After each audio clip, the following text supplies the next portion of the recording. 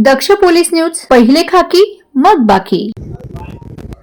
गेले वर्षभर दिल्लीमध्ये पडला होता। वारंवार हे तुमचे मिंदे गटाचे नेते वारंवार पालकमंत्री पदासाठी अमित शहाकडे, पालकमंत्री पदासाठी प्रधानमंत्र्यांकडे, शेवटी काहीतरी त्यांच्या तडजोडी आपापसात झाल्या, ज्याला मुंबईच्या भाषेत मांडवली म्हणतात। त्या झाल्या आणि आज आमच्या मोर्चाच्या शुभमुहूर्तावर नाशिकला घोषणा झाल्या। तर म्हणजे गिरीश महाजन यांचं आमचं काय व्यक्तिगत भांडण आहे का? अजिबात नाही, व्यक्तिगत भांडण असण्याचं कारण नाही। भांडण हे वैचारिक असतं, कार्यपद्धतीविषयी असतं आणि लोकांच्या प्रश्नाविषयी असतं। ते कुंभमेळा मंत्री सुद्धा आहेत आणि 35,000 कोटीच्या व्यवहाराचं तुम्ही काय करणार आहात पालकमंत्री म्हणून, हा प्रश्न लोकांनी विचारला। लोक खड्ड्यात पडून मृत्यू पावत आहेत। 10 लोक या नाशिकच्या खड्ड्यात पडून त्यांचा मृत्यू झाला। 500च्या वर लोक इस्पितळात जायबंदी झालेले आहेत। आता पालकमंत्री म्हणून तुम्ही काय करणार आहात?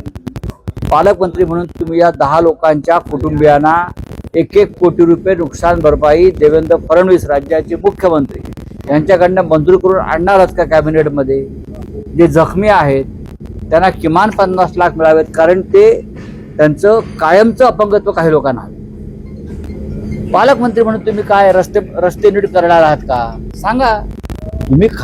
तुम्ही खा पैसे, सरकारचे जे इकडले जावई आहेत त्यांनी पैसे खावेत। आता ते पैसे खाणं याला राजमान्य आहे या सरकारमध्ये, पण कामं करा। पैसे खाऊन जो काम करत नाही त्याला आता भ्रष्टाचार म्हणतात। भ्रष्टाचाराची व्याख्या बदललेली आहे। कमिशन खाऊन, पैसे खाऊन सुद्धा जो काम करत नाही त्याला भ्रष्टाचार म्हणतात। आता पूर्वी आमच्या काळामध्ये कामामध्ये जर गैरव्यवहार केला तर तो भ्रष्टाचार होता। आता या सरकारमध्ये केंद्रापासून राज्यापर्यंत पैसे खाणं हे याला राजमान्यता मिळालेली आहे। त्याच्यामुळे पैसे खातात, हे कोट्यावधीचे पैसे खातात। यामध्ये कुंभमेळ्याच्या कामामध्ये जे बनावट वर्क ऑर्डर काढण्यात आलेल्या होत्या त्याच्यामध्ये विभागीय आयुक्तांची स्वाक्षरी असेल, राजमुद्रेचा वापर केला होता आणि तंत्रज्ञानांना फसवण्यात असं आहे की ज्या प्रधानमंत्र्याची MA ची डिग्रीच खोटी आहे, बनावट आहे, त्या सगळ्या प्रधानमंत्र्याची पिलावळ खाली आहे। सगळं डुप्लिकेट आहे, सगळं बनावट आहे। हे जामनेर पॅटर्न जो भ्रष्टाचाराचा आहे। आता हे जे कोणी 2 महाजन आहेत, पोरं तन्मय महाजन वगैरे, ते कोण आहेत? आता ते हात झटकत आहेत, पण 550 कोटीच्या कामाच्या डुप्लिकेट वर्क्स ऑर्डर निघतात, त्या बदल्यात ठेकेदाराकडून पैसे घेतले जातात। तुम्ही कॉल रेकॉर्ड तपासा। गिरीश महाजन आणि ते जे 2 आहेत डुप्लिकेट ऑर्डर देणारे, त्यांचे कॉल रेकॉर्ड तपासा कॉल रेकॉर्ड, मग कळेल तुम्हाला किती जवळात कोण कोणाचे ते। मोर्चानंतर तुमच्या पक्षाचे नगरसेवक आयुक्तांना भेटलेले आहेत का आणि आयुक्तांकडून काही खड्डे बुजवण्यासंदर्भात मोर्चा झाल्यावर महापालिकेतले शिवसेनेचे गटनेते केशव पोरजे आणि त्यांच्या नेतृत्वाखाली 15 नगरसेवक, त्यात आपल्या ताजनपुरे ताई, प्रथमेश गीते, हे सगळे प्रमुख लोक त्याच्यामध्ये होते। आणि आम्ही त्यांना सांगितलं किती दिवसाची मुदत दिली आपण त्यांना? केशव 15 दिवसाची मुदत दिली खड्डे बुजवण्याची। त्याच्यामध्ये महापालिका आयुक्तांची वेदना अशी आहे, की माझ्याही बंगल्यासमोर खड्डा झालाय, तो अजून बुजवला जात नाही, मी काय करणार? बरोबर ना? मी काय असं आयुक्तांनी यांना आपली वेदना शिवसेनेच्या गटनेत्याकडे मागितली की माझ्या घरासमोर, माझ्या बंगल्यासमोर गेले कित्येक दिवसापासून मोठा खड्डा आहे आणि माझी अडचण होते, काय करणार? आम्ही त्यांची वेदना समजून घेतली। जर महापालिकेला तो खड्डा भरता आला नाही आमच्या आयुक्तांचा, तर शिवसेना पुढाकार घेईल आणि महापालिका आयुक्तांच्या समोरचा जो खड्डा आहे तो केशवराव पोरजे, ताजनपुरे ताई, प्रथमेश गीते, हे जे महापालिकेतले लोक आहेत ते आम्ही आमच्या पद्धतीनं खड्डा भरून देऊ त्यांना. महापालिकेचे आयुक्त आहेत, त्यांना जमत नाही आम्ही करू. रायगडला गोगावले यांना पुन्हा मिळालेला आहे. अनेक दिवसाची छाती ठोकून कसं सांगितलं रायगडचं ही छाती ठोकून ठोकून आतमध्ये गेली तेव्हा त्यांना ते मिळालेलं आहे. पण चांगली गोष्ट आहे. त्यांचं एक स्वप्न होतं या लोकांचं. यांचं स्वप्न काय असतं? लोककल्याण हे स्वप्न नाही, काम करणं स्वप्न नाही. ज्या जिल्ह्यामध्ये जास्त मलिदा आहे तिकडलं पालकमंत्रीपद मिळावं आणि त्यासाठी हे एकमेकाच्या छातीवर बसले. आपण रायगडच्या पालकमंत्रीपदासाठी किती मारामारा झाला तटकरे आणि गोगावलेमध्ये. आता म्हणतील आमचं काही नाही, आम्ही आता मोदीप्रमाणे घट्ट मिठ्या मारतो एकमेकांना. तसं नाही आहे.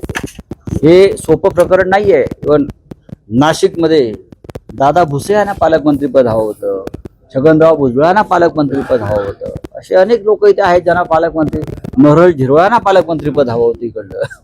राऊत साहेब, आणखी एक मोठी बातमी आहे. राऊत साहेब, आणखी एक मोठी बातमी आहे. मुख्यमंत्री देवेंद्र फडणवीस आज पुन्हा देशाचे पंतप्रधान नरेंद्र मोदी यांना भेटले आहेत. त्यांनी काही फोटो ट्विट केले.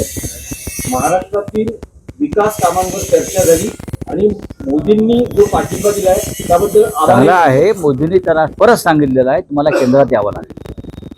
मी माझ्या मताशी ठाम आहे. मोदींनी त्यांना परत एकदा सुचवलेलं आहे की राष्ट्राचा विचार करा, नेशन फर्स्ट, राष्ट्र प्रथम. हे जे भारतीय जनता पक्षाचं धोरण आहे राष्ट्र प्रथम, तर त्या मोदी साहेबांनी राज्याच्या मुख्यमंत्र्यांना सांगितलं आहे की देवेंद्रजी राष्ट्र प्रथम, राष्ट्रातलं महत्त्वाचं खातं आम्ही तुम्हाला देणार आहोत, शिक्षण खातं. पण जोपर्यंत अमित शहा आहेत मंत्रिमंडळात तोपर्यंत कोणीही राज्यातला महत्त्वाचा माणूस दिल्लीत यायला तयार नाही.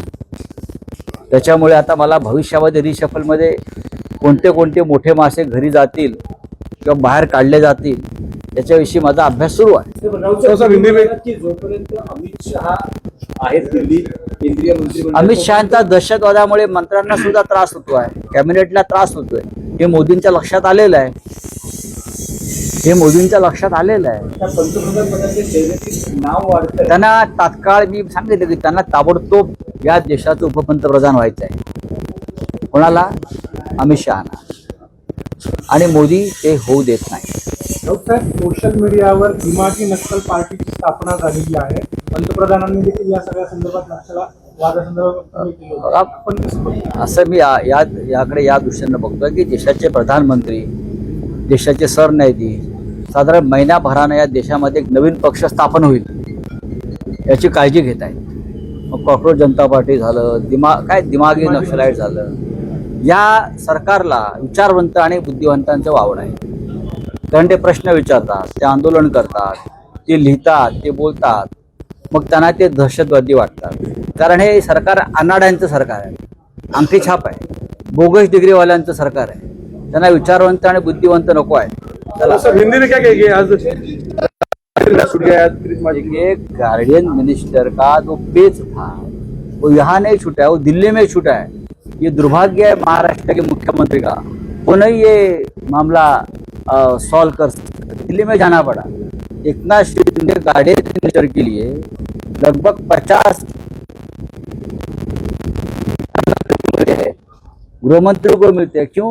एक डिस्ट्रिक्ट के गार्डियन मिनिस्टर के लिए. महाराष्ट्र आपका है, राज्य आपका है, सरकार आपकी है, फिर भी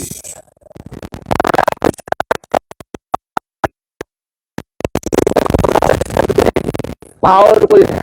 थैंक यू साहेब. आज आपण आक्रोश काढलेला आणि महाराजांना पालकमंत्री असं गेल्या 50-55 वर्षात प्रथमच झालेत का? ते निर्लज्जपणाचा कळस आहे. किंवा जसं मोदी म्हणाले दिमागी नक्षलवाद, काय तसं हे यांच्याकडे अकलेचा दुष्काळ आहे. हा, हे अकल के दुश्मन आहे. अकलेचा दुष्काळ पडलाय त्यांच्याकडे. विरोधी पक्षनेते संभाजी महाराजांचा एक पुतळा केला होता. विरोधी पक्षनेते अजून देण्यात आलेले आहेत आपल्याकडे महापालिकेत. घाबरतात ना. विरोधी पक्ष काय करू शकतो? तुम्ही मगाशी रस्त्यावर पाहिलं. पण तुम्ही विधिमंडळात जरी दिलं नसलं तरी रस्त्यावर आम्ही आहोतच. जयंतींना भेटण्यासाठी मुख्यमंत्री देवेंद्र फडणवीस 23 तारखेला नागपूरमध्ये कार्यक्रम घेत आहे. त्यांनी मोहीम सुरू केली जनतेला भेटण्यासाठी. संघाच्याच कार्यकर्त्याची पोरं असतात ती, त्यांचीच पोरं आहेत ती. सगळे जे आहेत तिकडे त्यांचीच पोरं नातवंड आणणार, फोटो येणार. प्रश्न दिलेले आहेत, उत्तरही ठरलेली आहेत. मनीषा खत्रीने जंतर मंतर वरती गेले असते, जंतर मंतर वरच्या 50 पोरांना तिकडे बोलवा ज्यांनी लाठ्या काठ्या खाल्लेल्या आहेत, त्यांच्याशी बोला. जर त्यांच्याकडे पत्ते नसतील तर मी देतो पत्ते. मी त्यांना माझ्या खर्चानं बोलवतो आणि त्यांच्या आंदोलन सांगा बघ 50-100 किती मुलं हवे आहेत. सगळी मुलं दिल्ली युनिव्हर्सिटीतली, JNU मधली, कर्नाल युनिव्हर्सिटीतली सगळी मुलं त्यांना हवेत, खरे जैन जी